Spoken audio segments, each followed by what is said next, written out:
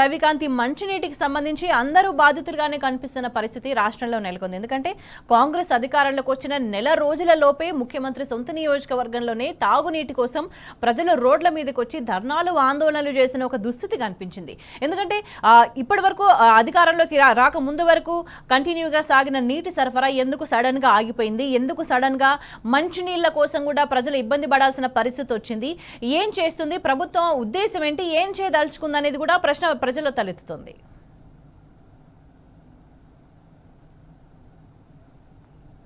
Machine Bhagiratha అనే ఒక బృహత్తరమైన project తీసుకునేటప్పుడు ఆనాటి ముఖ్యమంత్రి కేసీఆర్ గారు సవాలు విసిరిన పరిస్థితి, అప్పుడున్నటువంటి ప్రతిపక్ష నాయకులే కావచ్చు, ప్రతిపక్షానికి సవాలు విసిరిన పరిస్థితి. ఇన్ని సంవత్సరాలు అంటే తెలంగాణ ఏర్పడే వరకు అనేక దశాబ్దాల పాటు పరిపాలించినటువంటి నాయకులు, అదేవిధంగా పార్టీలు కనీసం తెలంగాణ రాష్ట్రంలో మంచినీళ్ళు కూడా ప్రజలకు సరైన మంచినీళ్ళు కూడా ఇచ్చే పరిస్థితి లేదని చెప్పి స్పష్టంగా చెప్పిన పరిస్థితి. ఒక డెడ్ లైన్లా పెట్టుకొని మిషన్ భగీరథ ప్రాజెక్టును కూడా పూర్తి చేసిన పరిస్థితి. ఆ అద్భుతమైనటువంటి ఆ బృహత్తరమైనటువంటి పథకాన్ని నీతి ఆయోగ్ కూడా కొనియాడింది. ఆ పథకాన్ని ప్రశంసించడమే కాదు, ఆ పథకానికి సంబంధించి కేంద్ర ప్రభుత్వం నిధులు కూడా ఇవ్వాలన్నటువంటి అంశాన్ని వెల్లడించింది. అయినప్పటికీ ఆనాటి కేంద్ర ప్రభుత్వం ఒక్క రూపాయి కూడా ఇవ్వలేదు. అనేక సందర్భాల్లో బీఆర్ఎస్ సంబంధించినటువంటి ఆనాటి మంత్రులే కావచ్చు, ముఖ్యమంత్రి కావచ్చు, అనేక సందర్భాల్లో చెప్పిన పరిస్థితిని మనం అర్థం చేసుకోవాల్సి ఉంటుంది. ఉమ్మడి వరంగల్ జిల్లా అంటే ఇటు మహబూబాబాద్ కావచ్చు, ములుగు కావచ్చు, జయశంకర్ భూపాలపల్లి లాంటి ప్రాంతాలకు సంబంధించి వెనుకబడ్డ ప్రాంతాలుగా ఉంటాయి. ఆ ప్రాంతాల్లో కనీసం మంచినీళ్ళు కూడా తీసుకురాలేనటువంటి పరిస్థితి ఉండేది. ఏటూరు నాగారం లాంటి, తాడ్వాయి లాంటి అటవీ ప్రాంతాలకు సంబంధించి పూర్తిగా వాళ్ళు చెలిమలు తీసుకొని వాటర్ తాగే పరిస్థితి ఉండేది. ఎక్కడో 3-4 కిలోమీటర్ల దూరంలో ఏదో బావిలో కొంత నీటి ఊట ఉంటే ఆ నీటిని కుండల్లో కానీ ఏదైతే బిందెల్లో తీసుకొచ్చి తాగేటువంటి పరిస్థితి ఉండేది. ముఖ్యంగా ఏజెన్సీ లాంటి ప్రాంతాల్లో నులక మంచాల్లో స్నానం, ఏదైతే మంచినీళ్ళు ఉంటాయో ఆ మంచినీళ్ళు తాగిన తర్వాత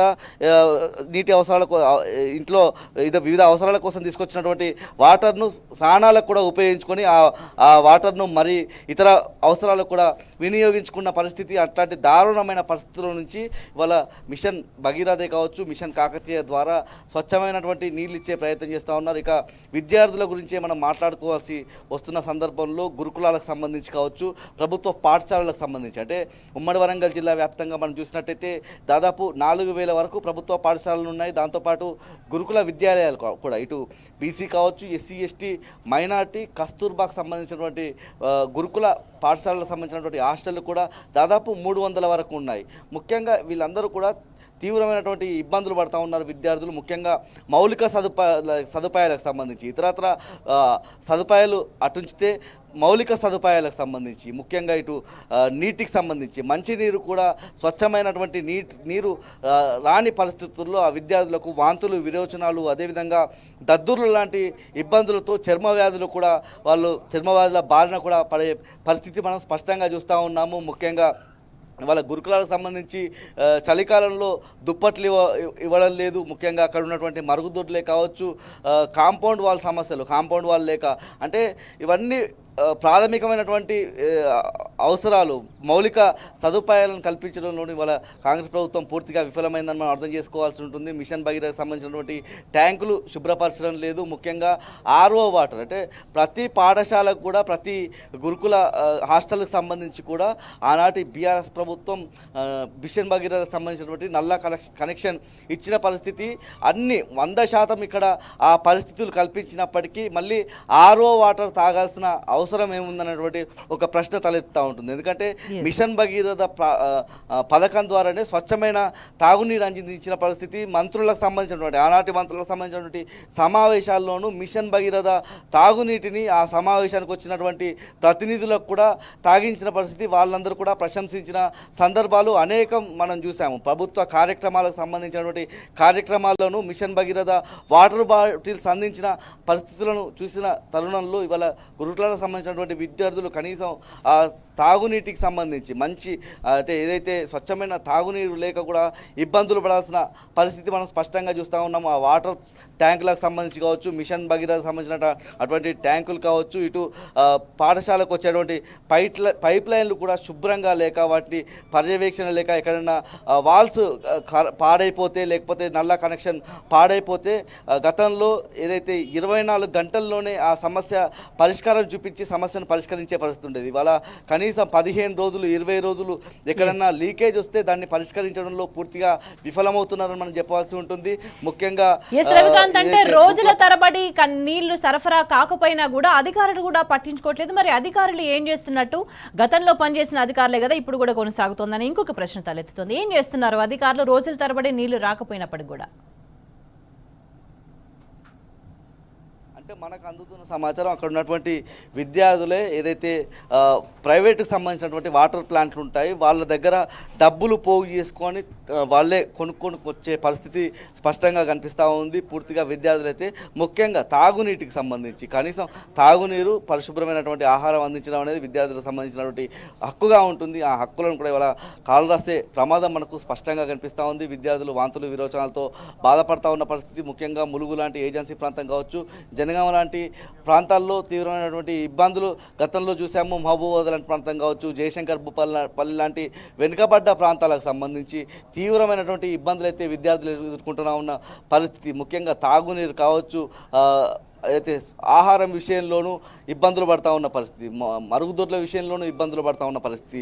గేటు దగ్గర ఉన్నటువంటి కాంపౌండ్ వాల్స్ లేక అక్కడ ఏదైతే పాములు కావచ్చు, తేళ్లు కావచ్చు కుట్టి ములుగు లాంటి ప్రాంతంలో అస్వస్థతకు గురైన పరిస్థితులు కూడా మనం స్పష్టంగా చూస్తాం. వీటన్నిటికీ ఏదైతే చరమగీతం పాడాలి, మాకు స్వచ్ఛమైనటువంటి ఆహారము తాగునీరు అందించాలంటూ తల్లిదండ్రుల వైపు నుంచి కూడా అనేక రోజుల నుంచి అనేక నెలల నుంచి డిమాండ్ అయితే మనం స్పష్టంగా చూస్తూ ఉన్నాము. గతంలో ఇటీవల కాలంలో ఒక పథకాన్ని రాష్ట్ర ప్రభుత్వం తీసుకున్న పరిస్థితి, విద్యార్థులకు మెస్ ఛార్జీలు పెంచాము. ఆ మెస్ ఛార్జీలకు సంబంధించి అయితే ఎమ్మెల్యేలు కావచ్చు, ఎంపీలు కావచ్చు, మంత్రులు కావచ్చు ఆయా హాస్టళ్లకు వెళ్ళి ఆ పథకాన్ని ప్రారంభించేందుకు శ్రీకారం చుట్టేందుకు వెళ్ళిన క్రమంలో విద్యార్థి నాయకులంతా కూడా అక్కడ ఆందోళనలు చేసిన పరిస్థితి చూసాము.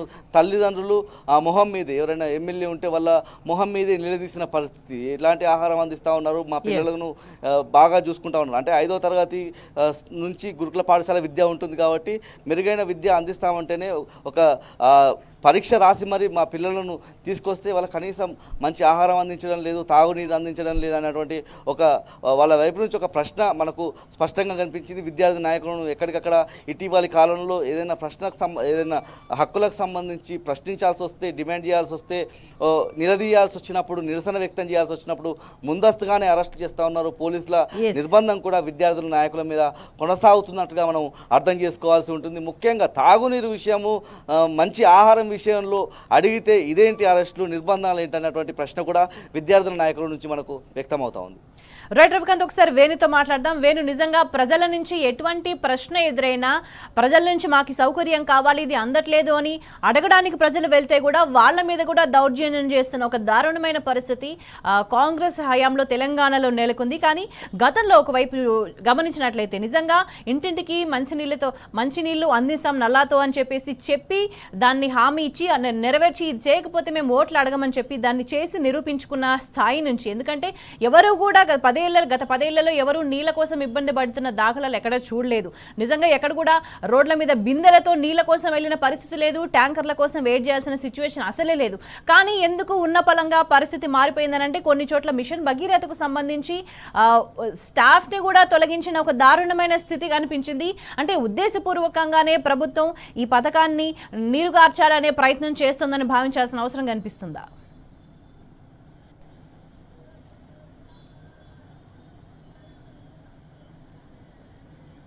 फोन कटे नहीं यार।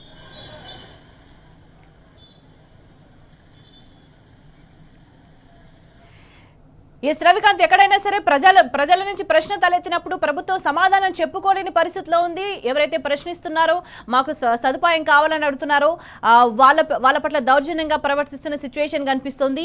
ఎందుకంటే గతంలో ఏం జరిగిందని ఒకసారి గమనించినట్లయితే ఇంటింటికి నల్లా నీళ్ళు అందిస్తామని చెప్పి ఆ మాటని నెరవేర్చి ముందుకెళ్లిన సిచ్యువేషన్ నుంచి ఎవరు కూడా గతంలో వాటర్ కోసం ఇబ్బంది పడే సిచ్యువేషన్ లేదు, వాటర్ గురించి ఆలోచించే పరిస్థితి లేదు. ఎందుకంటే ఉద్యోగస్తులైనా ఎవరైనా సరే పొద్దున లేస్తే నీళ్ళ గురించి ఒక వెయిట్ చేయాల్సిన సిచ్యువేషన్ నుంచి విముక్తి కలిగింది తెలంగాణలో. కానీ అధికార మార్పిడి జరగగానే కొన్ని చోట్ల మిషన్ భగీరథకు సంబంధించి స్టాఫ్ని కూడా తొలగించిన పరిస్థితి కొంత శాతం మేర కనిపిస్తుంది. ఎందుకంటే ప్రభుత్వం ఇది ఉద్దేశపూర్వకంగానే మిషన్ భగీరథను నీరు కార్చే ప్రయత్నంలో భాగంగా ఇదంతా చేస్తుందని భావించాల్సిన అవసరం కనిపిస్తుందా?